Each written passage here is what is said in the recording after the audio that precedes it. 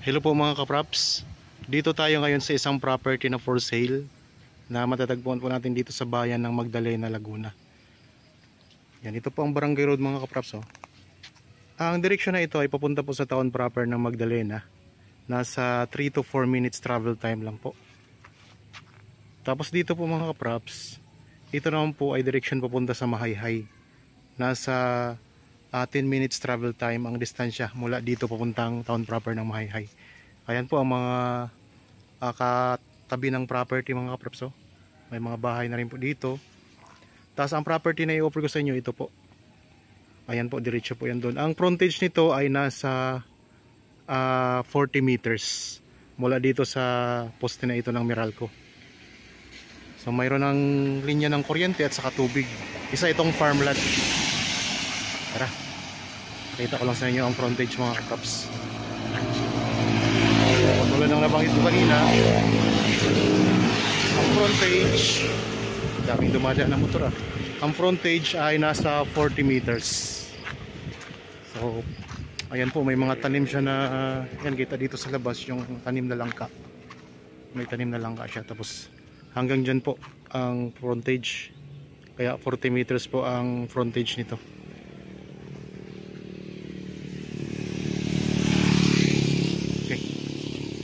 Pasok tayo sa property mga kapraps.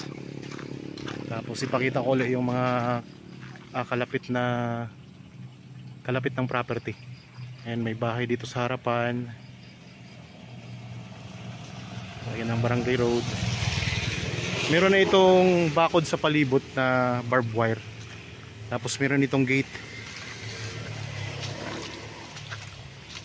Yan ang lupa mga kapraps. Meron na rin mga tanim na mga Carabao grass. Yan, medyo papasok ng konti ang gate. Yun yung design nila. Yan, dito sa bungad ng gate mga kapraps ng property, meron tayong tanim na rambutan at saka ito, mayroong durian. Itong linya ng kuryente mga kapraps. Tapos meron na rin ditong source ng tubig. Ito, may gripo sila dito. Tuloy-tuloy lang po ang agos. Murang-mura lang po kasi dito ang tubig mga kapraps. Mayroon din mga tanim na mangga. So ang sukat nito ay 7,300 square meters. Ito ay titulado. Ayan lang po ang Barangay Road, yung pinanggalingan natin kanina. Libutin po natin ito mga kapraps.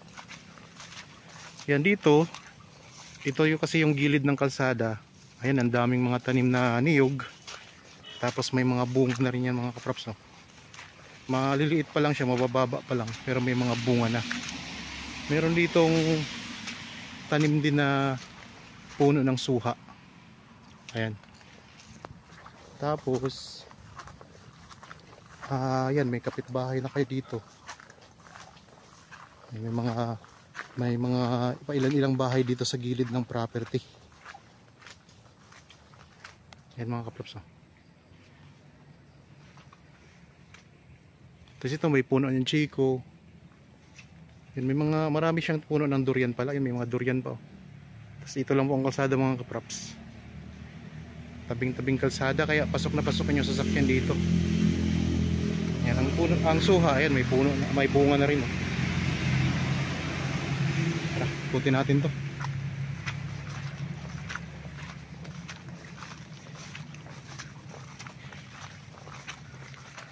Dito may mga puno ng mangga. Ito may puno ng mangga mga kapraps. Tapos may durian. Daming tanim nito. Sa ngayon meron itong bahay na tinitirhan ng caretaker sa loob. Ito mga santol. Yan, may mga santol mga kapraps. Tapos ito ang baba lang ng niyog. Kaya ko ang hawakan. Ayan. Pababa ng niyog dito, may mga bunga na rin. Ito mga durian, maraming durian mga kapraps. Meron din puno ng sampalok. Ayan, sampalok yan. May puno ng balimbing.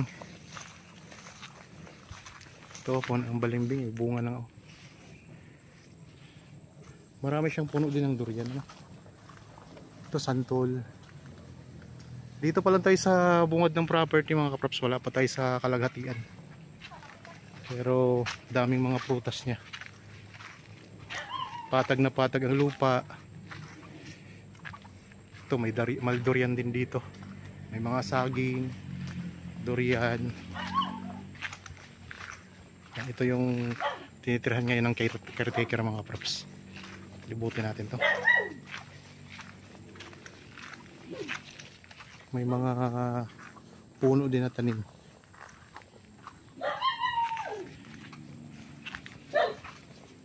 May aso. Ayun, may puno din ng durian mga kaprops. Yan, may durian, mga durian, ang dami.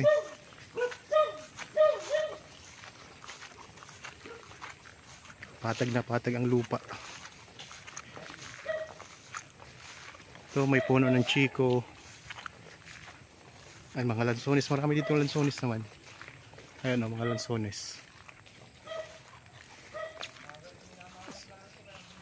7,300 square meters ang kabuuang sukat nito. So wala pa siyang 1 hektarya mga kaprops. Ang presyo nito ay makikita nyo sa description box at sa title nitong video. Yan, dito sa part na ito napakaraming mga puno ng lansones. Palibot na to ng bakod na barbed wire. Yan, ito daming mga lansones. Oh. Tara, tayo.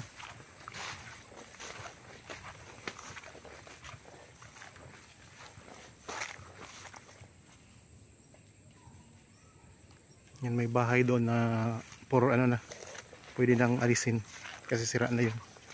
Maliit lang kubo. Yan, dito ang daming mga lansones, may santol din. May mga lungkong, mayroon ding mga local lang na variant ng lansones. Pag sinasabi nating lungkong mga kaprops, yung mababa lang na namumunga na. Kagaya niyan, mga lungkong mga kaprops. Yan, mga lungkong ito. Lungkong din to. Tapos yung mga ano lang, mga local na variant, yun yung napataas siya, mataas na puno.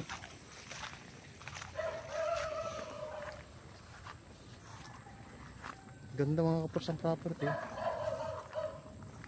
Yan. Ikot ko lang ang camera ha.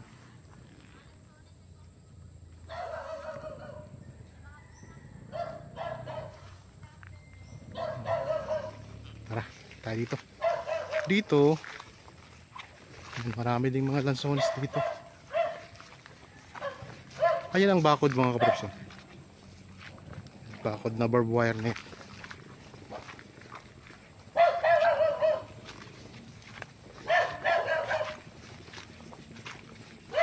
Mga namumunga na rin tong iba dito mga kaprops. Lahat na ito namumunga na.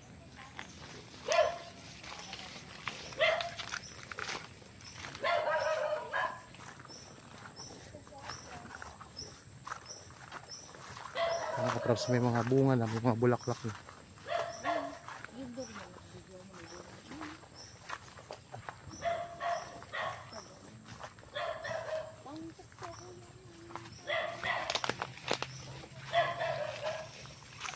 Dito may mga bulaklak na ang lansones. Ayan, daming bulaklak mga kaprops, ang baba lang pati. So mga bare months mag-aani na tayo dito.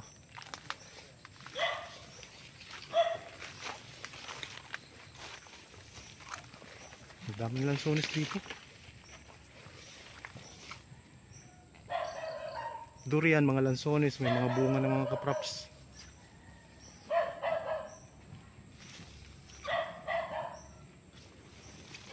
Gandang property nito.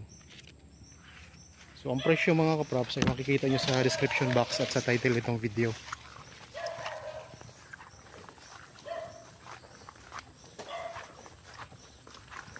So tayo doon sa bandang likuran. Ikot ko lang ang camera mga kaprops. Patag na patag ang lupa oh. Yan. Ikot natin ulit.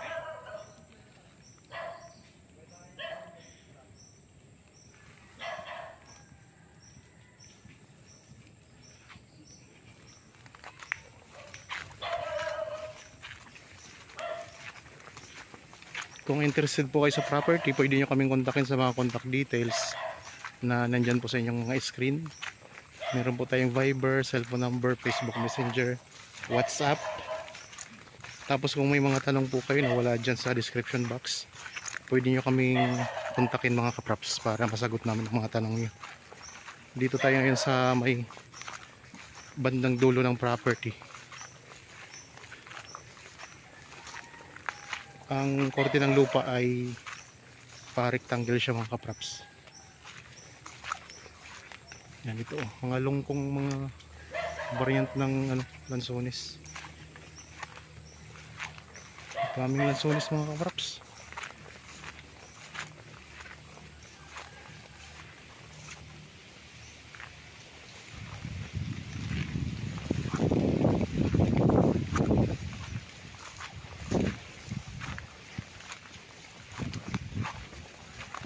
Dito na tayo sa pinakadulong bahagi ng property. Punta lang tayo doon sa pinaka boundary.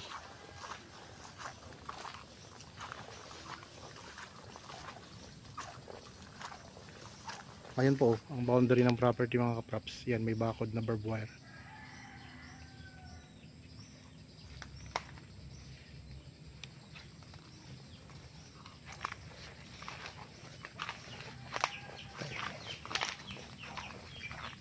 Yan, may tanim din ng mga puno ng langka dito. Ayan, may mga langka. Pero more on siya mga kapraps, lansones. Kasi dito sa Magdalena, marami po dito mga lansones. Ito pinapapakyaw po ito mga kapraps, o pinapakyaw po ito ng mga mamimili. Halimbawa, gusto niyong bayaran na sa inyo tapos sila nang mag-aani. Ganun ang kalakaran dito sa pagpakyaw ng mga lansones.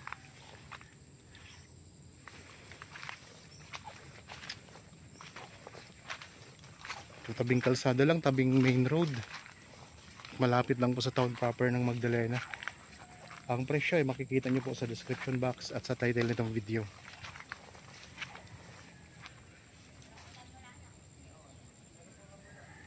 Ito yung pinakalikurang bahagi mga kaprapsa ng property.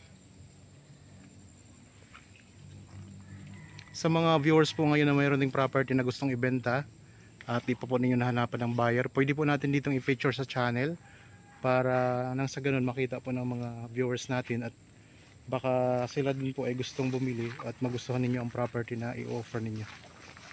Okay, balik na tayo doon sa harapan.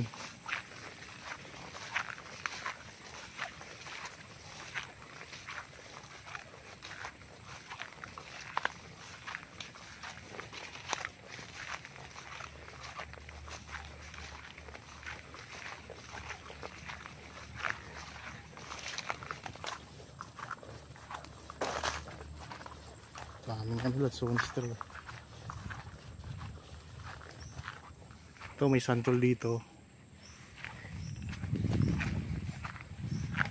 Ayun mga kapraps, ang mga tanim babanggitin ko isa-isa. Mayroon siyang mga puno ng suha, maraming mga puno ng durian, mas maraming puno ng lansones, may sampalok, may balimbing, mayroong langka, mayroong mga niyog, mayroon din po mga puno ng saging,